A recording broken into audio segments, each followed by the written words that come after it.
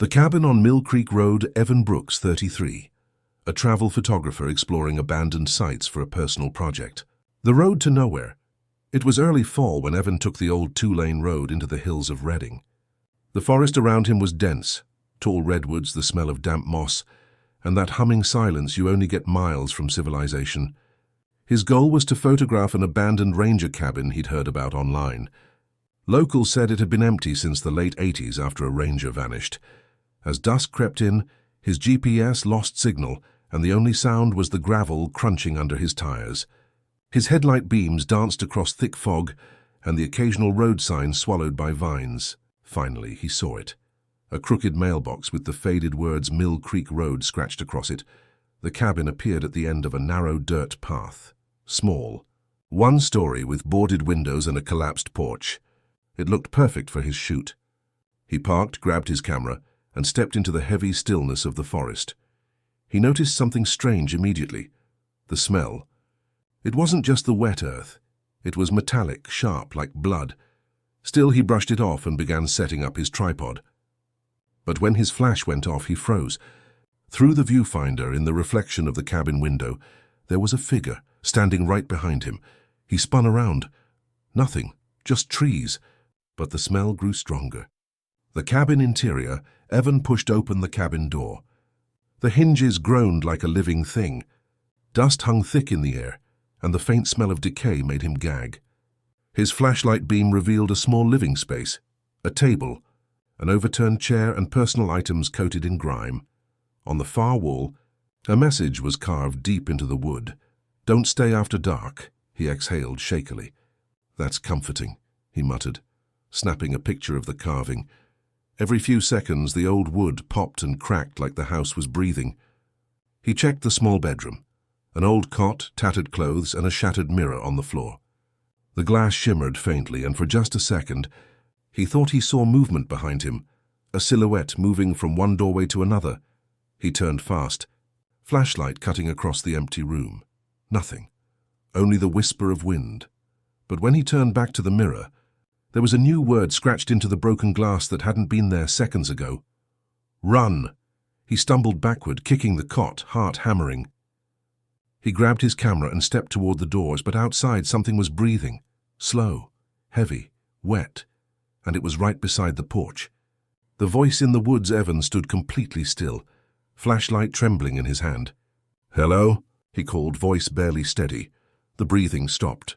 Then faintly from the woods came a man's voice, calm, steady, and close. "You shouldn't be here." He aimed his flashlight toward the sound, but all he saw were trunks of trees. "Who's there?" he shouted. A pause. Then the voice repeated, identical in tone. "You shouldn't be here." It wasn't natural. It was too precise, too mechanical, like a recording. He slowly backed toward his truck. His camera hung around his neck, still clicking on timer mode.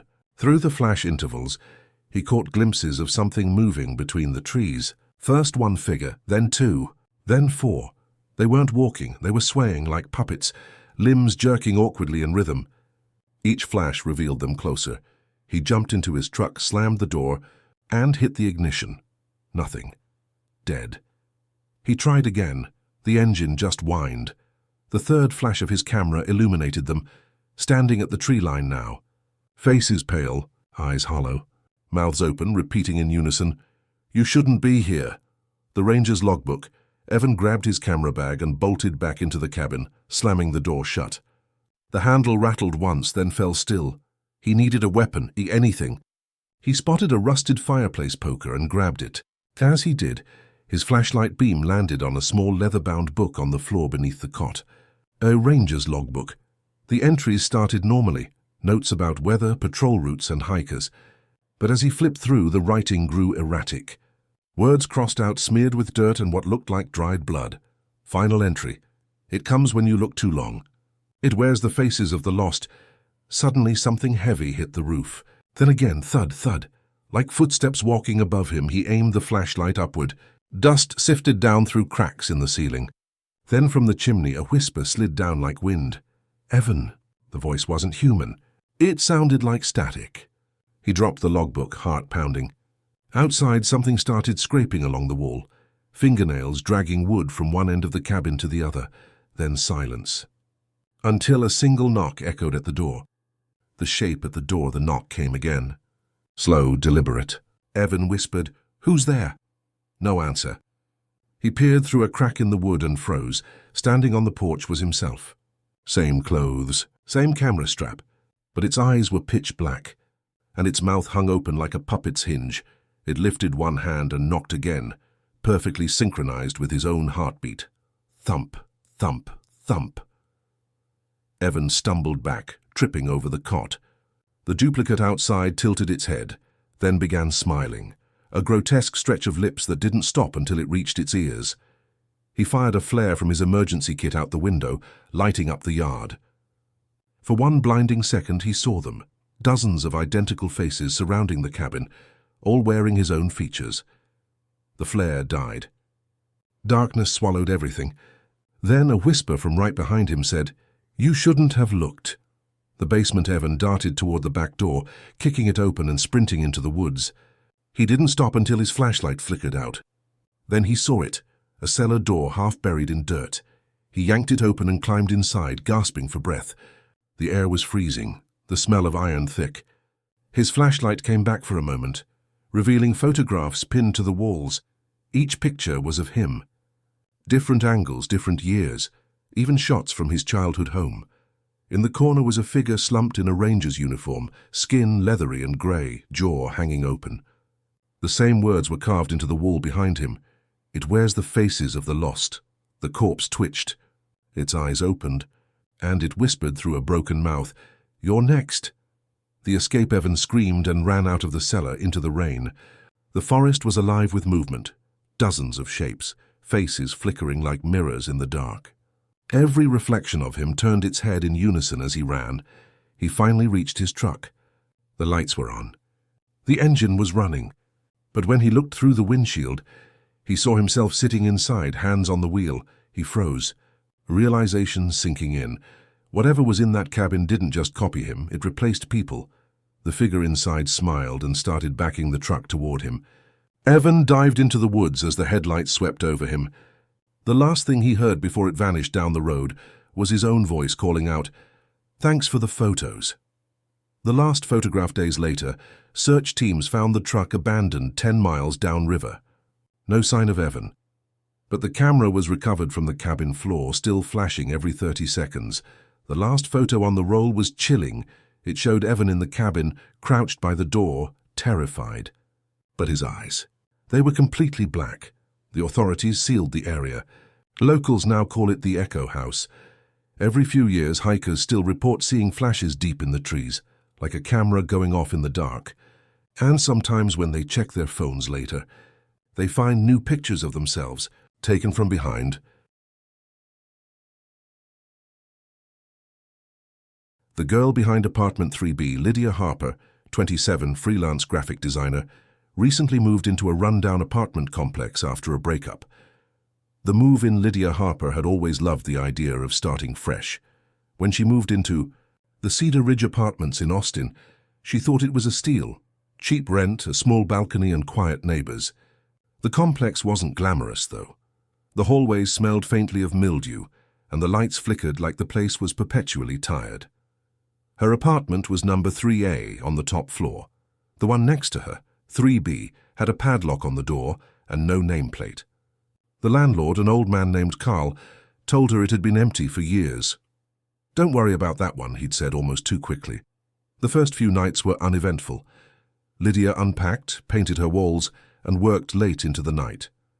Then, around 2 a.m. one Tuesday, she heard it, a soft thump coming from the other side of her bedroom wall. It was rhythmic, almost like knocking.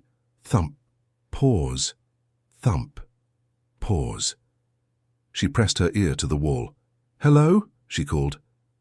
The knocking stopped. She laughed nervously, told herself it was just the pipes, and went back to bed. But as she turned off the lamp, she heard it again, faint but unmistakable. Only this time it was accompanied by a whisper, a childlike voice just behind the wall. "Don't let him in." The noise next door. The next morning, Lydia mentioned the noise to Carl, the landlord. He frowned and shook his head. "Ain't nobody in that apartment," he said firmly. "Walls are thin, Could have been from downstairs. But that night it happened again, only louder. It started as soft, dragging sounds, like furniture being moved. Then the knocking. Thump, thump, thump. Lydia tried to ignore it, playing music to drown it out. But when she turned off the lights, her music speaker crackled and died. Then came the whisper again, right next to her bed. This time she could hear every word. He's in the hallway. Her stomach turned cold. She grabbed a flashlight and crept to her door. The hallway outside was dim, lit only by a single flickering bulb. No one was there, but as she turned to go back inside, she noticed something strange. Muddy footprints on the carpet leading to apartment 3B. She stared at the padlocked door. The lock was gone, just hanging open. And the door was cracked. She backed away, heart hammering. Then from inside the dark apartment something moved. A shadow low to the ground, crawling. She shut her door fast and threw the deadbolt, but she could hear it now, scratching on the other side of the wall. The girl in the wall the next day, Lydia barely slept. She spent most of the afternoon staring at the wall between her bedroom and 3B, trying to convince herself it was just old building noises. At 5 p.m., she heard footsteps upstairs, slow, deliberate. Except she was on the top floor. When she called Carl again, he sounded irritated. "I told you, Miss Harper, 3B's sealed off, no one's in there, don't go poking around." But curiosity burned through her fear. That evening, she slid a note under the door of 3B. It read, "If someone's in there, please stop scaring me." An hour later, she found the note slid back into her apartment, folded. Inside was new handwriting, childlike. "He doesn't like when I talk to people." Her stomach dropped. She ran to the door, staring at 3B's entrance again. The padlock was back on, this time from the inside. That night she tried to sleep on her couch. Around midnight she heard whispering again, but this time it wasn't coming from the wall. It was behind her. She turned slowly and saw a pale face pressed against her living room window. A little girl, hair wet, eyes wide, mouth moving soundlessly. Then she vanished, leaving behind small muddy handprints on the glass. Isolation days passed. Lydia stopped eating, barely left her apartment. Every time she looked out her window, she thought she saw the girl standing near the tree line, motionless, staring up. She told herself she was losing it. Even her phone started glitching, opening the camera app randomly in the night. Once, she woke to find her phone recording while she slept, the video showing her tossing in bed. At the 2-minute mark, something horrifying appeared. A small hand reached out from behind her headboard and stroked her hair. Lydia threw her phone across the room and screamed.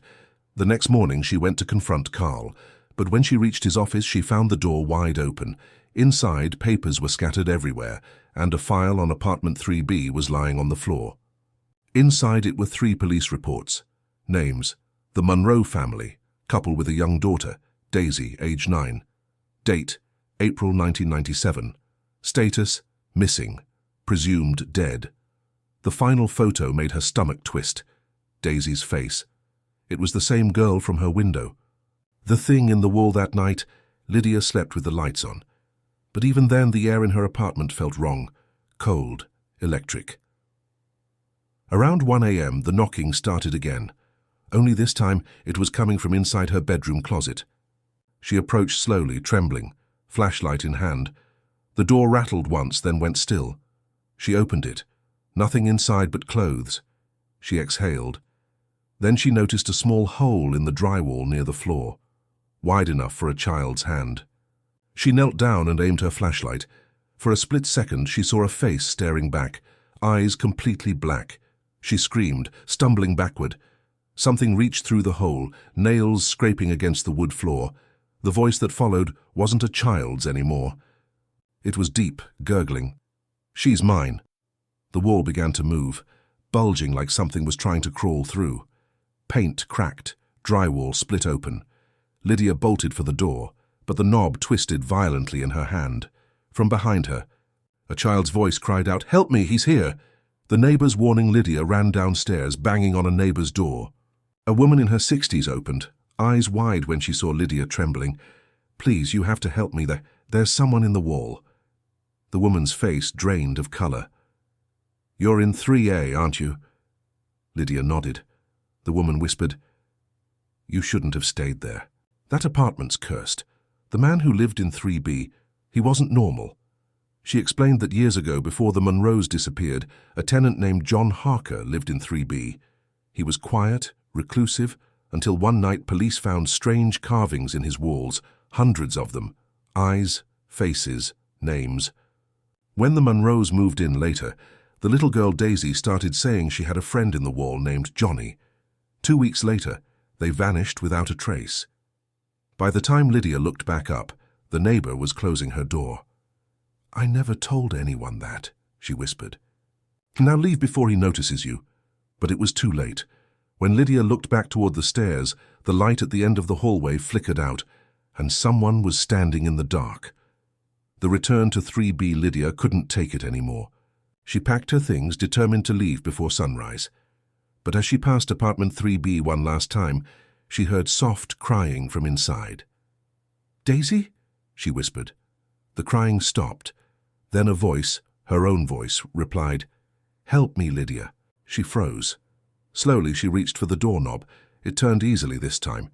The apartment was dark but warm, like someone had just been there. Dust covered everything except for one clean spot on the floor. A small doll lay there, the same one from the police photo of Daisy Monroe.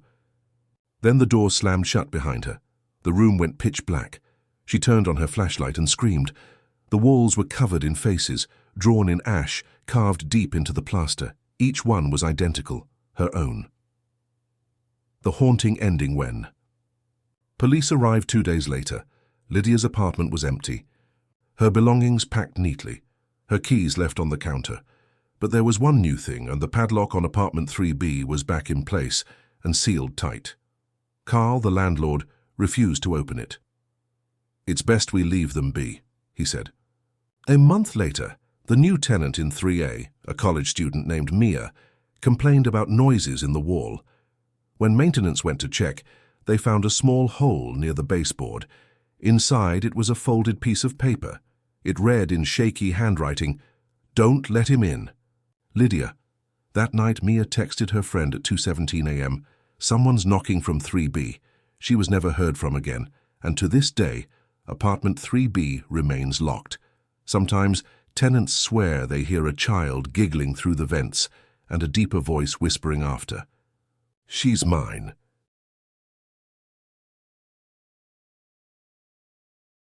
The man in the storm, Evan Carter, 34, truck mechanic, lives alone on a small property just outside Topeka. Concealed the calm before the storm. It was late October when the wind first started howling. Kansas storms weren't new to Evan Carter. He'd grown up with the sound of thunder shaking windows like an angry god. But this one felt different.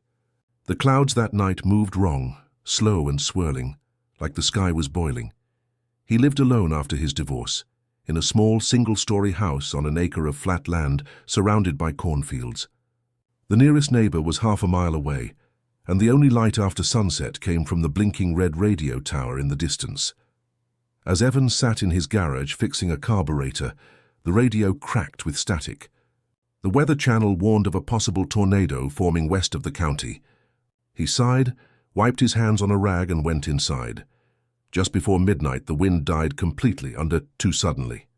It was dead quiet. Then came the knock. 3 soft, deliberate taps on his front door. Evan frowned. Who the hell would be out here in a storm warning? When he opened the door, rain hadn't started yet, but the air was heavy and strange. And standing under the porch light was a man. Tall, soaked, no jacket and smiling. "Evening," the stranger said, voice low and calm. "Mind if I come in?" "Roads are washed out." Evan hesitated. The man's clothes were clean despite the weather, and his eyes, wide and unblinking, didn't match his smile. He shook his head. "You should find shelter somewhere else, buddy." The man didn't move, just tilted his head, still smiling, and whispered, "You already let me in." The porch light flickered, and for a split second, the man was gone. The visitor returns. Evan slammed the door shut and locked it. His heart pounded, breath ragged. Maybe he imagined it. Maybe the lightning played tricks. He turned off the lights and checked each window, scanning the yard with his flashlight. The cornfields waved in the distance. whispering under the rising wind. Everything looked normal, until he noticed something in the dirt by his porch steps, bare footprints, leading away from the door. Then halfway across the yard, gone. No other tracks. No car, nothing. By 2 a.m. the rain started pounding. Evan sat awake in the living room, shotgun resting across his knees. But the fear didn't come from outside anymore. It came from the feeling that someone was already inside. He checked the back door to locked, checked the garage, empty. Then he noticed his phone had no signal. A low hum filled the house. Not thunder, not wind. Like electricity vibrating through the walls. He followed it to the hallway mirror. The surface rippled, faintly, as if breathing.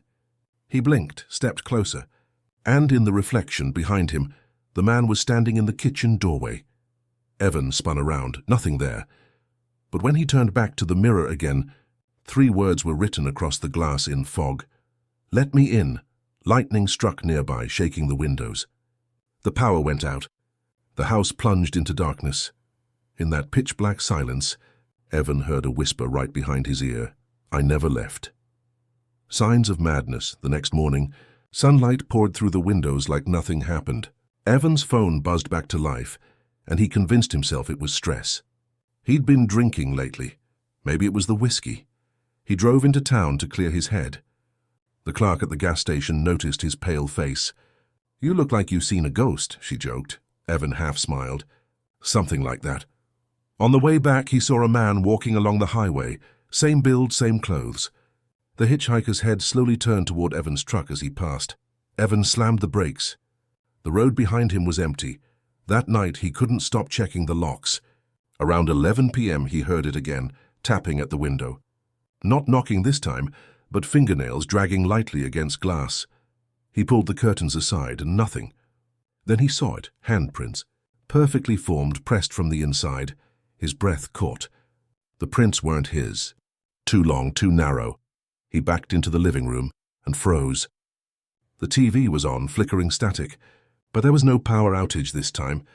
The image began to shape into something, a face, the man from the porch, smiling. And then, in the corner of the screen, text appeared. "See you tonight." The lights went out again. This time, they didn't come back. Alone in the field, Evan tried to leave the next day, but his truck wouldn't start. Not a sound, not even a click. When he checked under the hood, every wire looked chewed, frayed like something small had been gnawing on them. The air smelled metallic, like ozone before a lightning strike. He decided to walk toward the nearest farmhouse about a mile down. Halfway through the cornfield, the wind shifted. The stalks started rustling violently, but not from the weather. It sounded patterned, like someone walking parallel to him just out of view. He called out, "Who's there?" Silence. Then a whisper carried through the corn. His own voice. "Let me in." Panic surged.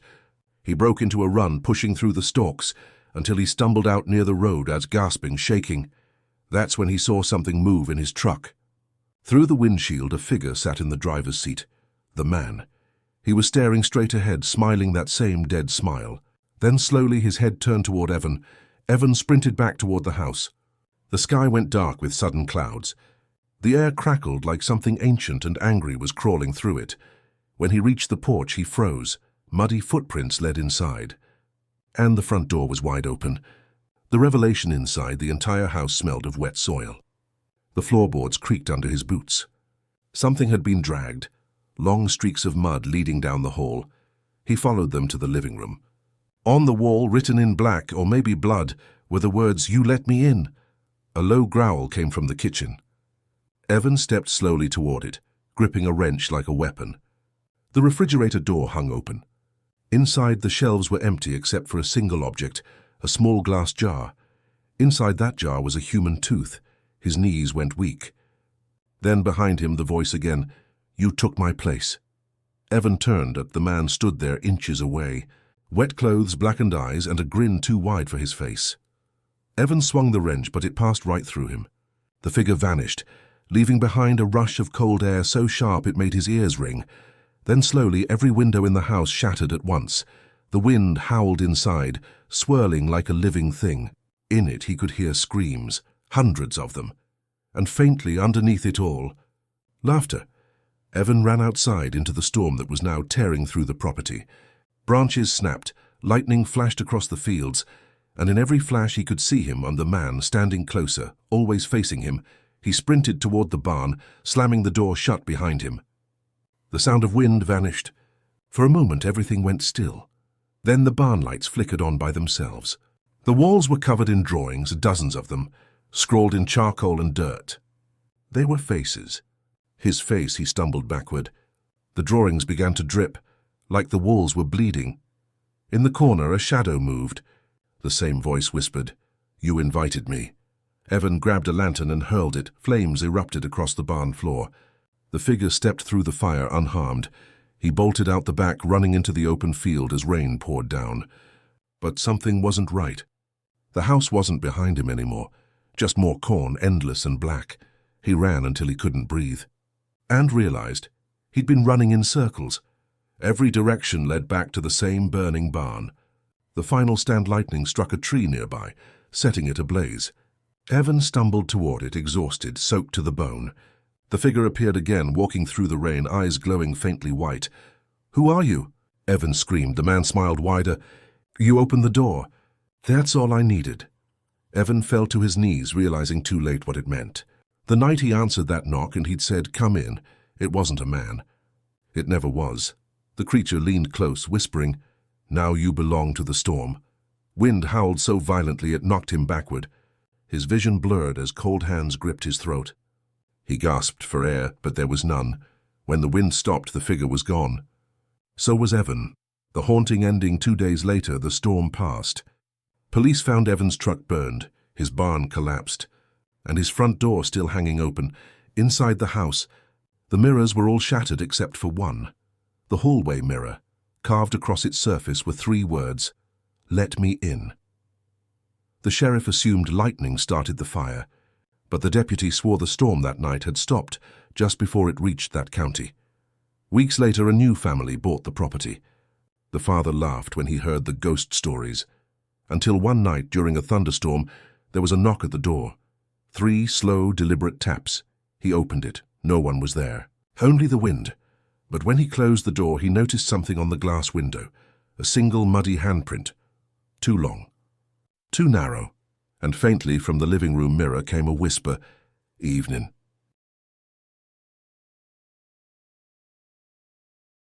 Megan Fields, 29, nurse, recently moved into a small rental home near the edge of a forest road outside Portland. A quiet beginning in the Pines, Megan moved to Pine Hollow to escape city noise. She'd worked long night shifts in Portland hospitals, sirens, traffic, shouting, endless chaos. The countryside was supposed to be peace. Her new home sat at the end of a gravel road, a single-story wooden rental surrounded by pine trees so tall they swallowed sunlight. The nearest neighbor was nearly a quarter-mile away, an older man named Harvey who mostly kept to himself. The first few nights were perfect. Crickets hummed, wind brushed the treetops, and she finally slept. But on the 4th night she noticed something odd. At 2:14 a.m. her porch light clicked on by itself. The motion sensor. She peeked through the blinds. No car, no movement, just trees swaying. She turned off the light and went back to bed. But just before sleep pulled her under, she heard something. Faint tapping on her window, not random, rhythmic. 3 soft taps, pause, 3 more. She froze, holding her breath. After a minute, silence. The next morning she checked outside. Beneath the window, footprints, bare, adult-sized, leading from the woods to her house. Her stomach twisted. She told herself it was some drunk local or hiker. Maybe even kids playing pranks. But when she brushed the dirt off the window glass, she saw it. A smudge of something oily, smeared in the shape of a hand, and scratched faintly into the wood beneath it were 2 words, "Nice dreams." The first signs of watching Megan started double-locking everything after that. Doors, windows, even the garage. Still, every night around 2 a.m., her motion light flickered on. At first, she refused to look. She pulled the covers over her head and waited it out. But curiosity always won. One night, she peeked. Someone was standing at the edge of the woods. Too far to see clearly, but definitely a figure. Tall, thin, motionless. Facing her house. The moment she saw it, the porch light flickered off. The next morning, she called the sheriff. Deputy Collins came by, friendly, skeptical, probably a hunter or drifter. "Happens out here," he said, sipping coffee at her kitchen table. But when he checked the yard, he frowned. There were more footprints now. Several paths, all leading from the woods to the house and back. He promised to patrol the area that night. At 2:03 a.m., Megan sat awake, lights off, waiting.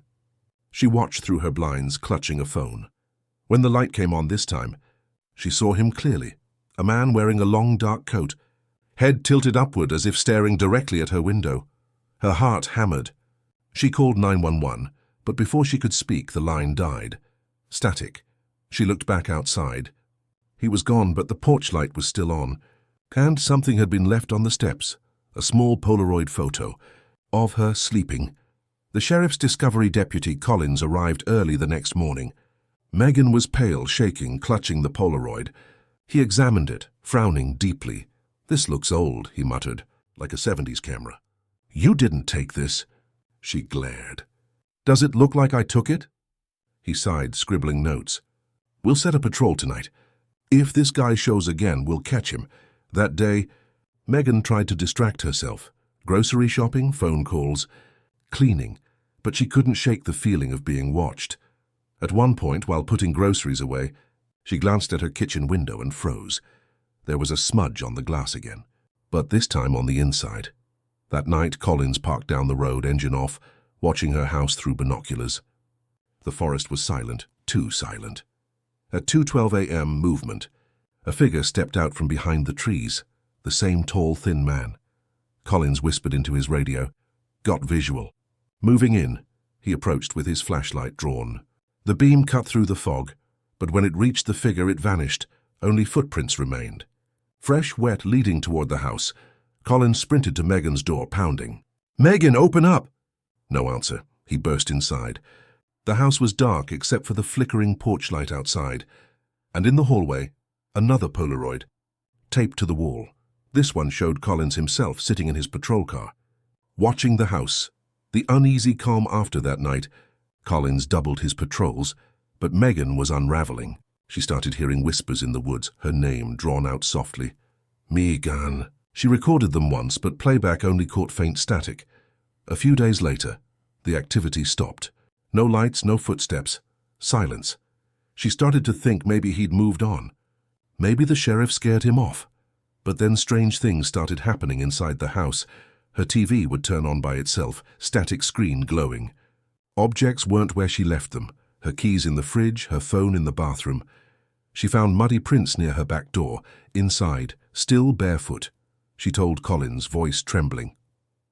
"He's been in here." He frowned, exhausted. "Locks weren't forced, Megan, are you sure?" She slammed her hands on the table. "You think I'm making this up?" He hesitated. "No, ma'am, We need proof." That night she set up her laptop camera, pointed at her front door. At 2:13 a.m., the motion light clicked on. The video later showed her front door slowly opening. A tall, thin shadow stepped inside, and then the camera turned toward itself. The last frame before it went black was her own sleeping face reflected in the laptop screen. The hidden room. The next morning, Megan found her front door slightly open. The laptop was gone. She called Collins again, panicked. He searched the house thoroughly, the attic, basement, crawl space. Nothing. But in the basement wall, behind old insulation, he noticed something strange. A small, square outline in the wood, a hidden door. He pried it open. The smell hit them first. Stale air, rot, and something chemical. Inside was a cramped space barely big enough for a person. On the walls hung dozens of Polaroids, all of Megan, sleeping, cooking, showering. In the center of the small room was her missing laptop, still recording. Collins stepped closer and froze. The video feed showed the basement itself, from a different angle, as if someone was recording them right then. He spun around, a flashlight slicing through the dark, but no one was there. Then the screen flickered. A man's face appeared, close, expressionless, lips moving silently. The feed went black. Collins grabbed Megan's arm. "We're leaving, now." As they reached the stairs, they heard a faint creak behind them. The hidden door swung shut by itself. The vanishing deputy. They drove straight to town. But Collins insisted on going back that evening with backup. "We'll get him tonight," he told her. Megan begged him not to go, but he was stubborn. "He's real, and I'm ending this." That was the last time she saw him alive. When deputies returned the next morning, his patrol car was still idling near Megan's house. The radio was on, mic held down, static. Then a faint whisper, "Megan." Inside the car, Collins' body camera was running. The footage showed him entering the basement, calling out, "Show yourself!" Then movement. A hand reached from the darkness, pale and long. The camera fell. Boots scraped, heavy breathing, then silence. When the feed ended, a single frame remained frozen on screen. A man's face inches from the lens, white eyes, blood running from his mouth. And behind him, written on the basement wall, was a message, "Welcome home." The return after Collins' disappearance, police taped off the house. Megan stayed in a motel in town, refusing to go back. But 3 nights later, she woke to a noise outside her motel window, tapping. 3 soft taps. Pause. 3 more. She froze, heart racing. The tapping moved from the window to the motel door. She called 911. "He's here." "He found me." The operator tried to calm her. "Ma'am, what's your location?" The line went dead. When she looked at the door, a shadow stood beneath it, tall, still, feet bare. Then a soft voice, "You left the door open." The lights went out. When police arrived 10 minutes later, the room was empty. Her phone lay on the bed. The door was locked from the inside. On the window, smeared in something dark, were the words, "Sweet dreams, Megan." Months later, the Pine Hollow property was sold again. The new owner, a retired couple from Idaho, knew nothing about Megan Fields or Deputy Collins. They found the house peaceful until the first week of spring. Every night, around 2:15 a.m., their porch light flickered on. The husband checked the motion sensor, found nothing wrong. One morning he went outside to fetch the paper and noticed something strange in the dirt. Footprints, bare, leading from the woods to the house. That night, he left a security camera running. The footage showed a tall man walking slowly from the tree line, stopping at the porch, looking directly into the camera. He smiled, and as lightning flashed, his face became clear, pale, thin, eyes empty. In his hand was a Polaroid photo of them, sleeping in their bed. The next morning, the husband smashed the camera, packed the car, and left Pine Hollow forever. The house stands empty now. Locals say if you drive past after midnight, you can still see the porch light flicker on, and a figure watching just beyond the pines.